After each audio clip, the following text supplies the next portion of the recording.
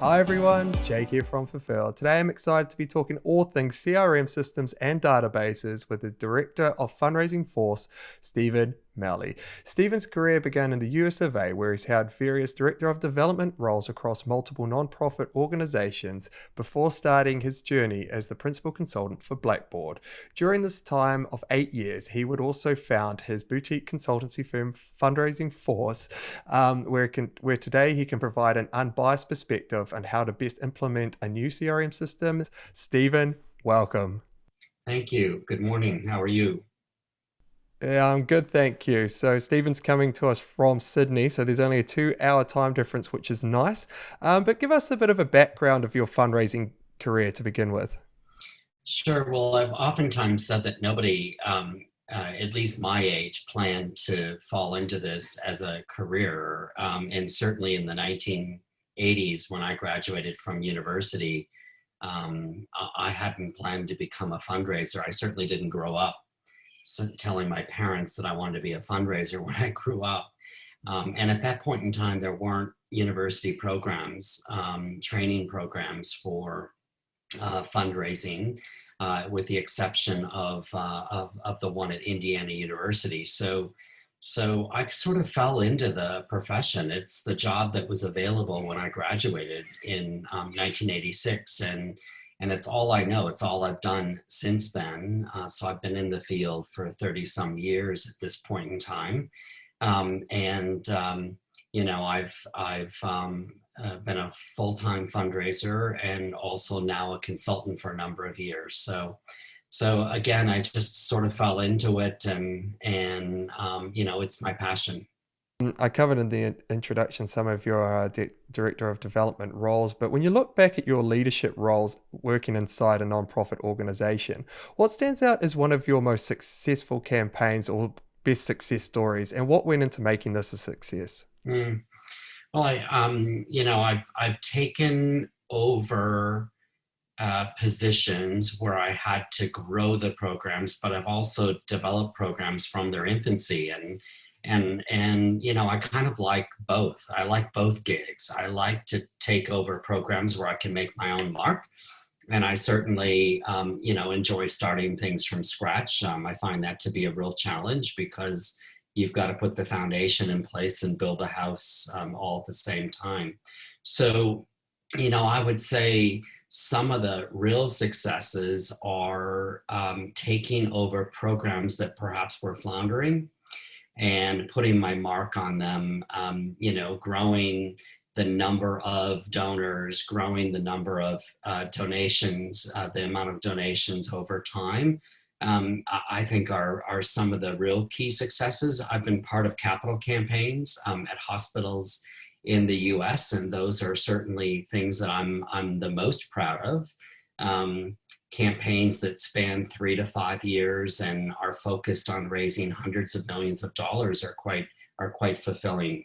Yeah, and when you think back to then about growing a donor base and getting more out of your current donors as well, what do you think contributed to that success? I guess it's you know, building the brand of the not-for-profit organization as you're trying to attract those donors. You know, and also, I oftentimes have said that with fundraising, it's a bit of science and a bit of art combined into one. And so I guess the biggest contributor was, you know, having the belief of leadership of the organization to put those foundations in place to build those programs. That's you know, part of that success, having strong leadership who have a belief in what you're doing.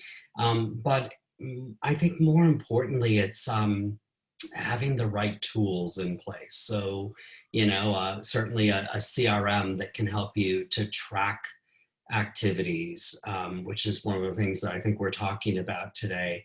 And you know, other tools at the medical center in Boston, I was able to you know, rent lists and take some risks around acquisition programs that they had never done before and that were very risky at the time. We didn't know how people were going to respond who were not patients of the hospital to an ask from a medical center, in some cases that was hundreds of miles away. And so it was risk taking that I think was, a key component, plus having the right tools to deliver on the job. After your director roles, you then transitioned into a principal consultant at Blackbaud. So, what made you transition into this role, and what did you learn in your time at Blackbaud? Mhm. You know, I struggled with the ask from Blackbaud to go to work for them because I hadn't worked in the corporate sector since I had worked in the drive-through at McDonald's in the U.S. at the age of 15, 16 years old, as many American kids have done. So I struggled whether or not I wanted to leave a full-time fundraising role to go to the corporate sector. And the reason I said yes after the third ask was that I felt like if I was going to go work in the corporate sector, Blackbaud was a good match because they only serve the not-for-profit sector. So it was a good marriage for me. And at Blackbaud, I have to say, and I give Blackbaud a lot of credit for this, Blackbaud didn't have at the time bench strength of people who had worked in the sector and were willing to transition to go work for Blackbaud. And so I was able to apply my not-for-profit experience to the job, and that was a great match for me. After a year and a half or so with Blackbaud US, I got the call to consider moving to Australia, and it's certainly not a call I was expecting at 5 o'clock that day. And I thought about it and came over for a visit, and I was hooked and came over on what was meant to be a 2-year assignment, and here I am in Australia 13 years later. Probably something you've heard from lots of people. They come to this region and don't leave. And so, just going back to the Blackbaud space, when I transferred here, I was really able to carve out a position for myself that helped me to continue to apply that not-for-profit experience and also build my own brand. And I was able to really carve out a role where I worked in the UK 30 days and worked in Sydney 30 days and kind of went back and forth. So I was 30 days over there and then 30 days here and then back to the UK for another 30 days. And it was the variety that really attracted me to the role of consultant, because I was able to work with hundreds of not-for-profit organizations, schools, universities, you name them. And that variety day in and day out was very attractive to me. Wow, sounds hectic. But when you look back at your career at, sorry, I say Blackboard, it's the accent coming in. But what were some of the more common problems that you saw nonprofits having when it came to their CRM systems? Yeah, I mean, I think, um, organization. So you asked me about CRMs, common problems about CRMs or just common problems? We'll go for common problems, actually. We'll save the CRMs and databases to a later question. Yeah, I think the shocking part is that a large percentage of organizations lack a strategic fundraising plan. So I think they may have the passion to raise the money. They may have the delivery model, whatever it is that that organization does, but they lack a strategic plan on a roadmap on where they're going to go over the next 3 years. So I was most shocked at the high percentage of organizations that lack a comprehensive plan. I think, typically organizations are well-intentioned. They have great staff, passionate boards, but without that plan, they don't have a roadmap where they're going. I oftentimes say I wouldn't drive from here to, Hunter Valley. Let's take somewhere close, or Newcastle, or the Blue Mountains without my GPS. I wouldn't go without a roadmap. And I certainly wouldn't lead a not-for-profit organization unless I had a plan on where I plan to take that organization over the next 3 years. So that was my biggest surprise. I think some of the challenges, which will resonate with your viewers, lack of budget, lack of ability to deliver, is a big factor. And I think we're going to hear it more post-COVID, with budget cuts and mergers and the kinds of things that we'll probably see here. So that's always been a struggle. But I oftentimes argue that if you don't know where you're going, how can you go to the board and request an annual budget unless you can prove what you intend to spend those dollars on and what the rate of return will be for your organization. So the strategic plan is utmost importance for any organization. Wow, that's incredible to hear. And yes, a big problem indeed, especially as you mentioned, now more so than ever. And in 2014, you started your own boutique consultancy firm called FundraisingForce, and where you specialize in helping nonprofits and fundraising teams with strategic planning, as you've just talked about, and making the most out of their databases and CRM systems. So, what prompted you to start your own consultancy? Well, to be candid with you, it was a redundancy from Blackbaud. I was made redundant due to economic reasons in 2014, actually exactly 7 years ago this week. I don't know if you've ever gone through redundancy, but for those who have, this will probably resonate. You're devastated. It's a time where you go through a variety of emotions, anger, disappointment.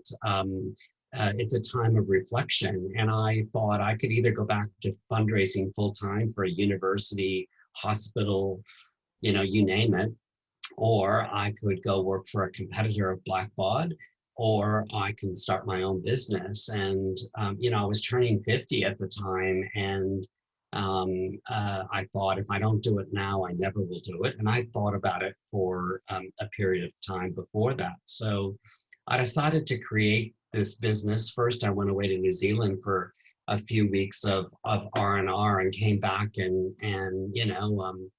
hung up the sign and started FundraisingForce. I think the great thing about being made redundant is it does cause you to reflect and look at what are your skills and what do you want to do with those skills. And I decided to create this boutique consulting firm that would do fundraising consulting and also technology consulting.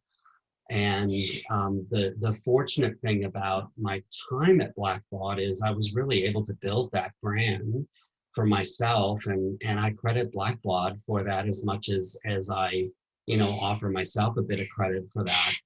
Blackbaud let me build that brand, and it allowed me to transition into this business quite easily. And so I'm grateful for being made redundant. I certainly wasn't at the time, but because I was able to build that brand, the phone started to ring and the emails started to come in quite quickly, and I've never looked back as a result.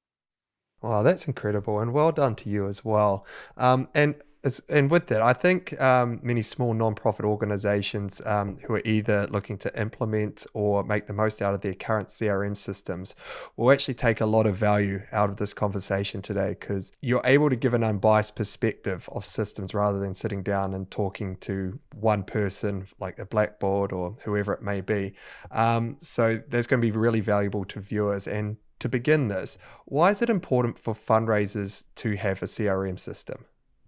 Well, I would argue that it is absolutely vital for any nonprofit organization to have a repository for information. First of all, we've got a responsibility to our donors to track their um, donations wisely, but we've also got a data privacy requirement to make sure that the contact details that we track about our constituents, whether they're prospects or donors, are stored in a very secure manner. So, and thirdly, it's vital that we track every single activity with those constituents in some sort of system that will allow us to measure that activity. So I think it's about data protection. It's about tracking donors' investments in our organizations in a wise fashion. And it's also about measuring our results. We can't measure results in a sophisticated way in Microsoft Excel, as valuable as that tool is. And that's where many organizations start, is with Excel. We can't track that activity in a sophisticated way. And so we must have a CRM. It is the non-negotiable for any not-for-profit organization. Yeah, and how can small nonprofits start to take the necessary steps to find the right CRM system for their organization? Hmm. Well, first of all, in Asia Pacific, there are, many products out there. When I moved here 13 years ago, I would have said to you at that point in time, there were a small handful, not even a handful, a small handful of available platforms. And today that number has grown, and it may grow in the future. It's become a bit more focused in that growth, but it has grown over time. And we're starting to see products come in, from New Zealand and from other parts of the world. And we're starting to see some products become more sophisticated. And as I said, the markets become more focused over time. But I think the necessary steps to find that CRM really start with gathering and documenting your functional requirements. What do you need the platform to deliver for your organization? So when FundraisingForce, I mentioned that we do fundraising consulting as well as technology consulting. And one of the products that we offer on the technology side is a CRM search. And when we conduct the search with an organization, we typically start with gathering those functional requirements. And we do that through a series of workshops or interviews where we ask the staff of an organization, what is it that you need to do day in and day out? What are your processes that you need to perform in any type of software? And we document those in a couple of key documents. We write up a request for proposals, an RFP, and we also write up a functional requirements document. And just simply put for people, it's a Excel spreadsheet that is an Excel document that is made up of many different tabs, a tab for each of your functional areas, and we list each functional requirement on a separate row.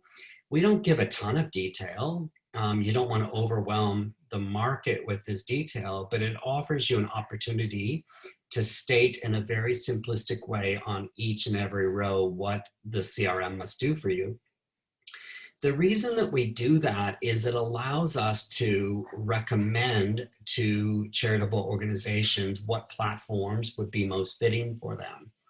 Not every platform in the market is fitting for each organization. And so we put together then a list of platforms and perhaps supplier partners that they might want to consider working with.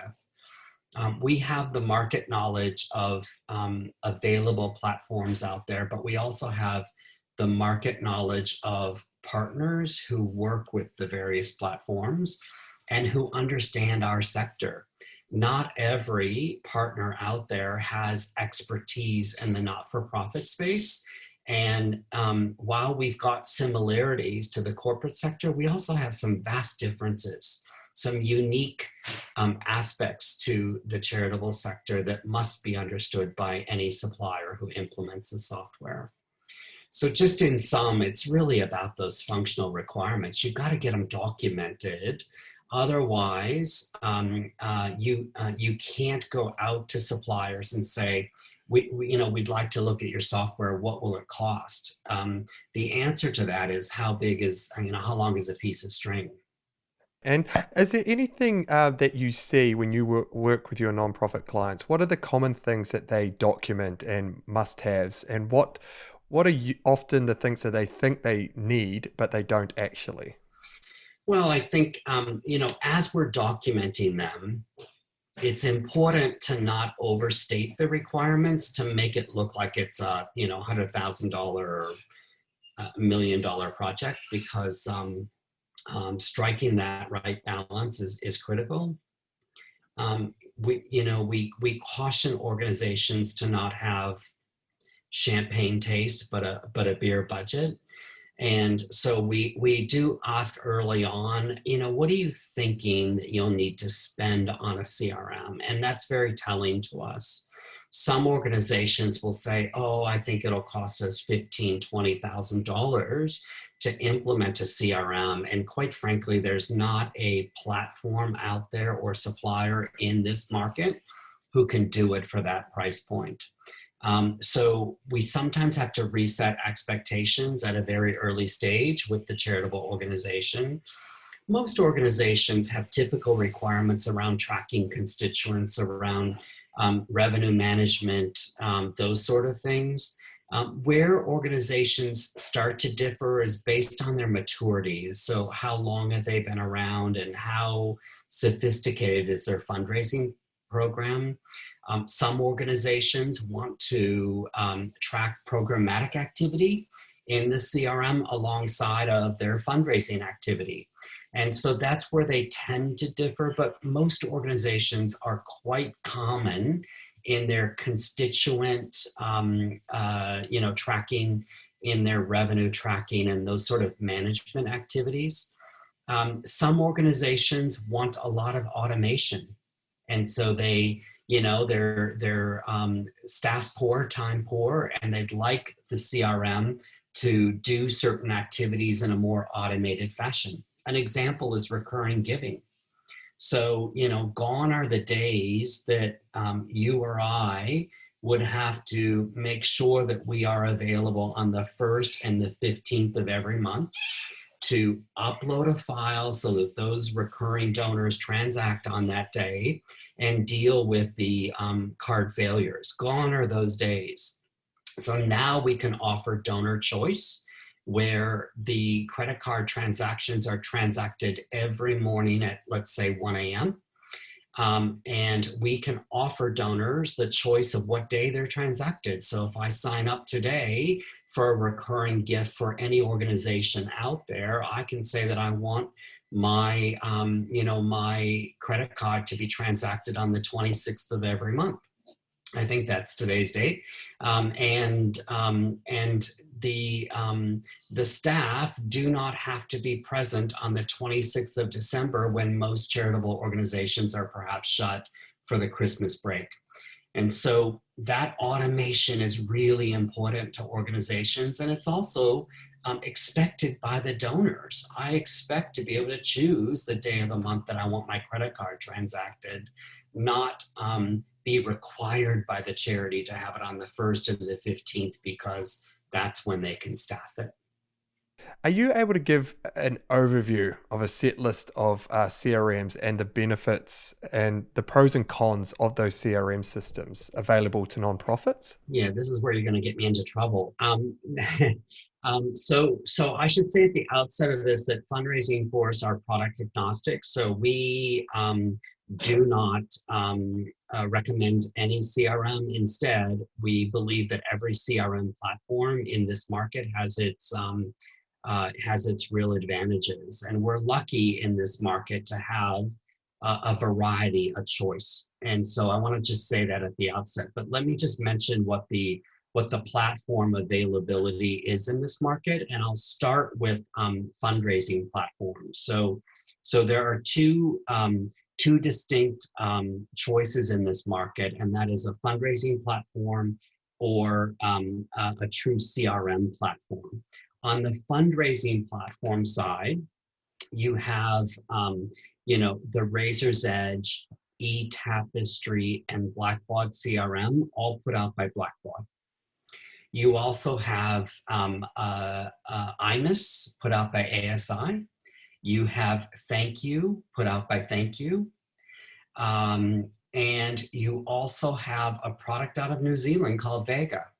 So those are the fundraising platforms that come to mind. I hope to God I'm not forgetting one at this point in time, that are available in Asia Pacific. There might be others that come into the market in the future, but those are the products that are available. And you probably noticed that I haven't mentioned some names, and that's because those products have been acquired by other companies and have been sunset in some regard. Then on the CRM platform side, you have Salesforce and you have Microsoft Dynamics. There are some others in the market, but we typically don't see them playing in the not-for-profit space. So Oracle is an example. There are some unis that use Oracle, but we typically don't see it in the charitable space. So we don't mention them in conversations like this. Now, something else that's important for your viewers to know is Blackbaud in this market sell and implement Blackbaud product. So there aren't third parties out there that are in Asia Pacific implementing the Blackbaud product. There are suppliers like FundraisingForce who do participate in the implementations, and we do training and things like that on Razor's Edge and what have you. But for the most part, only Blackbaud sell and implement Blackbaud product. And that would also be true for the most part with IMIS and Thank You, and also Vega as a platform. So those fundraising platforms are largely manufactured, sold, and implemented by the company who market them. That's not true on the Microsoft Dynamics and Salesforce side. In fact, those two platforms are the polar opposite of what I've just described with the Blackbaud, Thank You, and IMIS and Vega. On the Microsoft Dynamics and Salesforce side, those platforms are implemented by supplier partners. So there would be a host of supplier partners in this market that while Microsoft and Salesforce will sell you the licenses to their platforms, they don't implement them. Instead, they're implemented by the supplier partners. And that offers some advantages and also some disadvantages. So the advantages are you've got a variety, there's a market, there's competition. The disadvantages are that you've got to know who to go to. And, like every product, not everyone delivers in a superior fashion.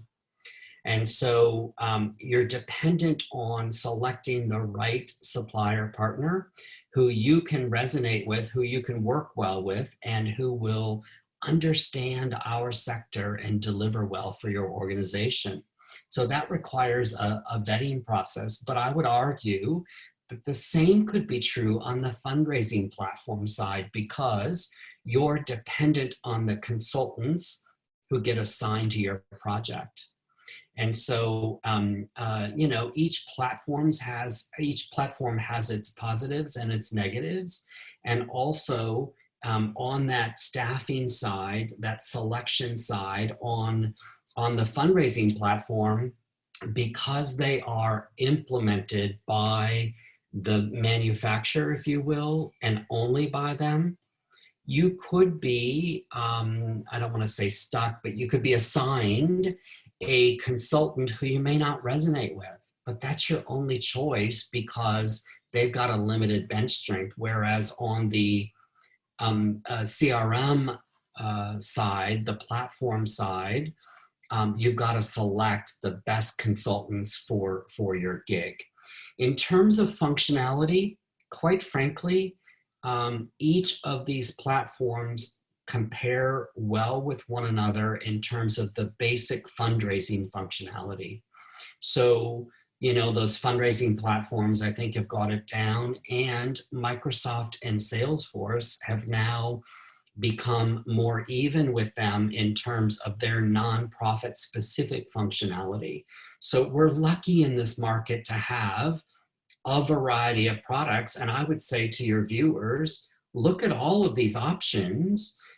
Don't feel like you can't afford one of these platforms over a fundraising specific product, because you can always negotiate price point, etc. And it is a competitive market. So look at all of the products that are available.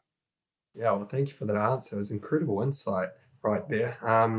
And how should the entire organization be involved in the CRM decision-making process? I would suggest that you involve a variety of people across your organization. Now, some people may say we're a small staff, and in that regard, I would say involve people from the programmatic side, involve leadership, involve whoever you can. For larger organizations, I would say involve a sprinkling of staff across the organization. And the reason is you want to get buy-in. You also want to get diversity of opinion across the organization. So, for example, somebody who works on the programmatic side might not appreciate a CRM the way the fundraising director might, but they'll have some opinions, they'll have some insight that you might not have as a fundraising director. So I would say it's important to form a selection committee who will be involved in the journey from the point that you gather requirements through the point that we get to select who gets brought in for a demonstration, through the demonstrations up to the point that you negotiate the contract. Involve a variety of people across the organization. Don't involve a mass of people though. So I would suggest that a selection committee should be no more than 9 people. And your smaller organizations, I'm sure, will chuckle at that because they may not have a staff as large as that. So it's all relative. If you're a smaller organization, 3 to 5 people would be, fine to involve. I would suggest that you involve an odd number of people, because this may come down to a vote. And if it does come down to a vote, it's like the US Supreme Court. There's not an even number of people on it for a reason. So that's why I suggest an odd number of people. But I think it's critical to get those diverse opinions and diverse backgrounds. It's also an opportunity to involve people at a variety of levels across the organization. You don't have to involve the CEO in your search, but you might want to involve someone who is a receptionist or somebody who is a gift processor, and that helps you to create change and involve people who might not be involved in decision making otherwise. Once a CRM system has been implemented into an organization, what's the first thing the fundraising team or the fundraiser should do, and how should they conduct a project once it's all set up and ready? Okay, so that's quite a process to get to that stage. I think the first thing is to celebrate when you get to that point in time, because typically, just to give everybody an idea, a search may last somewhere between 2 to 3 months. If you do it in a really careful, measured way, it typically takes about 2 to 3 months. Because we're not just dependent on our own schedules, but you're dependent on, the schedule of people across your team, as well as you've got to be respectful to these suppliers. They're responding to your RFP alongside of many others, and you need to give them time to do that, et cetera. So that process takes, 2 to 3 months. And then an implementation for a small organization is typically 3 to 4 months. And an implementation for a large organization can be a year or something of that sort. So when you get to the point that you go live, You certainly want to make sure that the staff are well trained in the CRM. You don't want to set anybody loose on the CRM without a certain level of training. And you want to make sure that you deliver, documentation, a user guide, training manuals. You might want to record the trainings because it's not just a one-time experience. You'll have staff turnover and you'll want them to experience that training before you set them loose on the CRM. And at the same time, people may need to go back and refer to it over time because people forget, we're bombarded with lots of information every day. So then thereafter, it's critical that you also document your procedures. And you document those procedures in two varied ways. The first is a visual representation of the procedure from step one all the way through the end. There are lots of programs out there to do that visual representation of a process. It's important because more than half of us as adults are visual. We're not narrative in focus. We don't deal well with words on a page and follow them well. We have to have a visual representation. The second way that you want to document the exact same procedure is in that narrative fashion, because another percentage of us are narrative and not visual in nature. And so you want to offer it both ways, but you need to do that for every single procedure that will hit that CRM, and maybe for procedures outside of the CRM. So in sum, it's about training, it's about documentation, it's about retraining. And then thereafter, I would suggest to you that there's always room for improvement. A CRM is never fully baked, if you will. You're going to constantly find requirements that pop up, maybe that we didn't think of during a CRM project, or new requirements. And so you're constantly keeping this CRM refreshed and up to date. After a year, you might want to bring somebody in to have an objective look at it and offer suggestions for improvement as well.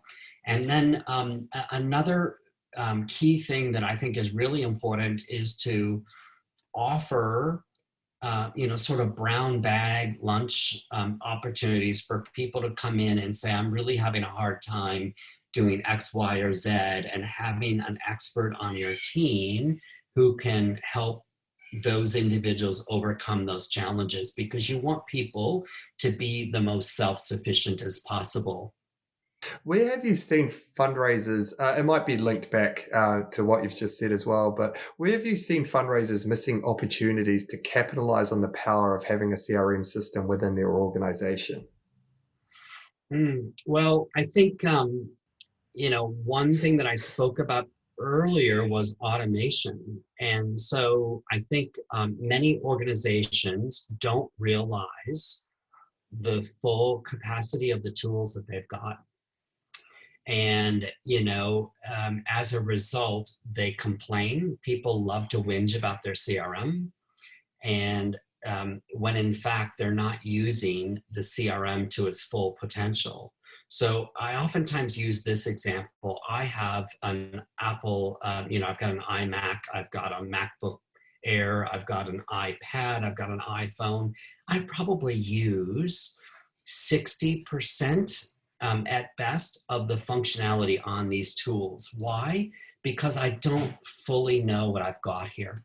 I've bought this technology and I'm using a certain percentage of it. And the same is true of our CRMs. Nonprofit organizations don't realize typically the full potential of that tool that they've got. And instead they whinge about it. It can't do A, it can't do B. And they love to hate their CRM.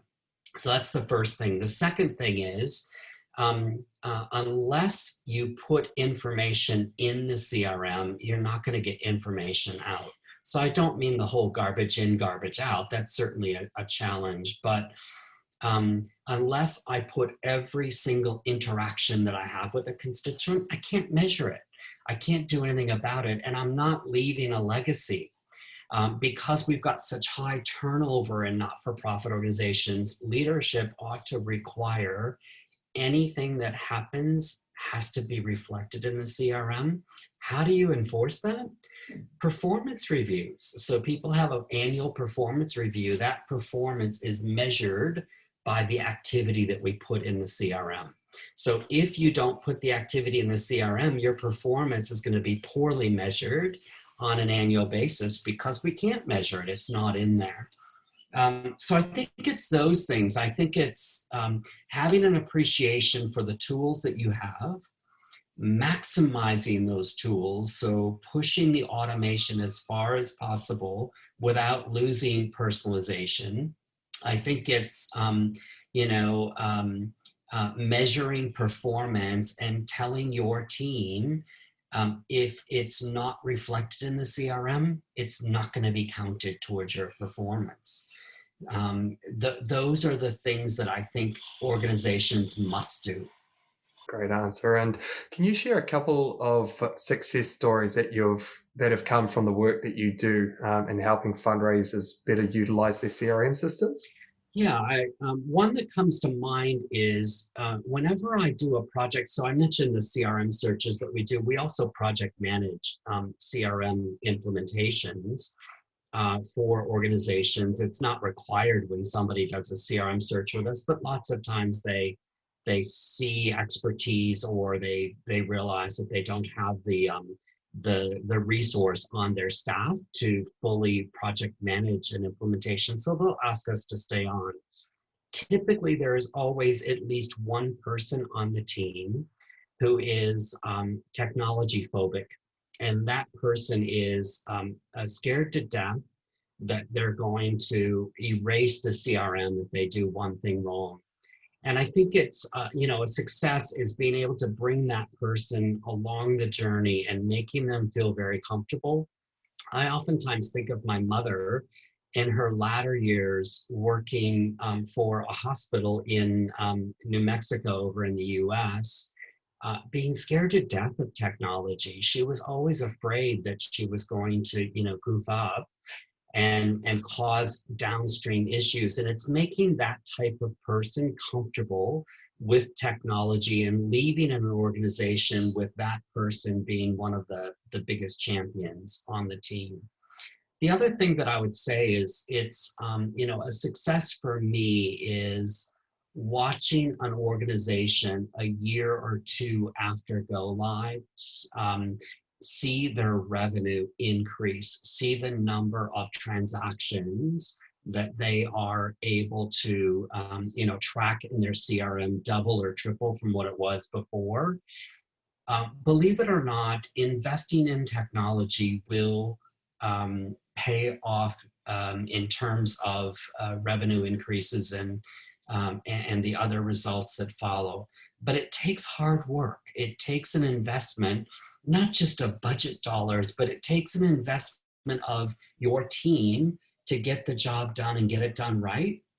All of those things that I described earlier, going through a successful project, documentation, training, all of those necessary components will pay dividends. And so a success for me is, of course, seeing an organization's revenue double, or the number of donors that they're dealing with double or triple, because it's just easier. They've got the tools to do the job. Yeah, great. And on the increasing revenue, increasing donation dollars, you've touched on how CRM can increase team performance, which is in terms of evaluating your performance within a team. But how can a CRM be used for an upcoming major appeal? How can it contribute to the planning phase of a fundraising strategy? Great question. Thank you. I think one thing that struck me when I first moved to Australia, and this isn't an American being critical of Australians, the thing that struck me was that organizations would typically say, we do 4 appeals a year. And I'd say, why do you do 4 appeals a year? And they'd say, because we always have. We just do 4 appeals a year. And when I'd ask them how they segment those appeals, they'd say, we don't. We send the same thing out to everyone. So a CRM in terms of an appeal will allow you to properly segment your audience and test treatments against one another to those audiences. It'll allow you to create that segmentation in-house. You don't need to pay thousands of dollars 4 times a year, if you will, to a supplier to actually segment that data, slice and dice it. Instead, we can create very rich segmentation within the CRM itself. So from an appeal perspective, I think it's being able to properly plan the appeal, creating an environment where the appeal doesn't shut down a number of staff for many, many weeks in order to get that appeal out the door, and being able to segment the data and report on the results so that you determine whether or not you're going to continue to mail to donors who haven't given in the last 60 months, or continue to mail to donors who have only given one time in that 60 months, whatever the breakdown is in terms of recency, frequency, and value. So I think it's increasing your ability to better plan, increasing your ability to slice and dice your data in a richer way, and saving time so that that appeal doesn't shut down a number of people for many, many weeks to get it out. I feel like, tax time, Christmas time, these are times of the year that we ought to be able to get these things out very quickly without causing angst across the organization. Yeah, great. Thank you for sharing that insight. And what important trends are you seeing emerge in the CRM space for nonprofits? I mean, I think the functionalities become much richer and more equal across the CRMs. It's become a more competitive space. And so the functionality that we're starting to see is equal across the platforms. I think the second thing is, artificial intelligence is starting to become more prominent in these CRMs. So, some prompts that, for example, some prompts that you've not reached out to this pool of constituents in the last 6 months or something of that sort has become much more common in these CRMs, partly due to the push of the wide scale CRM platforms being used in the for-profit sector. And that technology is being offered to the not-for-profit sector, and we're seeing those on the fundraising platform side having to adopt that technology. So if I was in the charitable sector and I work for a charitable organization, I'd keep my eye on what the corporate sector is doing using technology, because that will be coming down the pike on the charitable side, over the next year or two. Yeah, great. And well, we're down to the final question. I just wanted to say quickly, Stephen, thank you so much for coming on for Phil today to share all your experience and wide knowledge on CRM systems and databases. Thank you. Thank you for having me. What's your final advice to help fundraisers in their CRM seeking journey? Yeah, I think it's, before you take the leap to find a new CRM, look at what you've got today. I think sometimes we believe the grass is always greener on the other side. We've got some situations where heads of fundraising, change jobs every 18 to 24 months, and they've got a favorite CRM. They inherit a CRM that perhaps is not on that favorite list, and they believe that they've got to change that technology. I think it's look at the CRM that you've got in place. If you don't trust it, bring in an outsider to review the technology and figure out whether or not it's fit for purpose for your organization before you take that leap to a new platform. Because let's be honest, a CRM search takes time and money, and a CRM transformation from one platform to another also takes time and money from your organization. I think the second thing is be sure that you're ready for a CRM project if you're going to take that leap.